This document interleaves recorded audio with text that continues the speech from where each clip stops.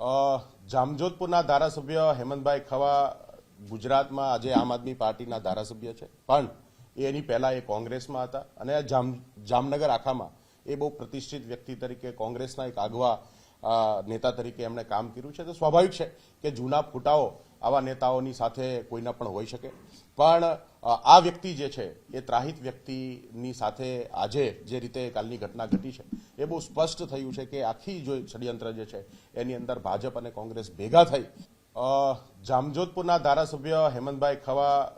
ગુજરાતમાં આજે આમ આદમી પાર્ટીના ધારાસભ્ય છે, પણ એની પહેલા એ કોંગ્રેસમાં હતા અને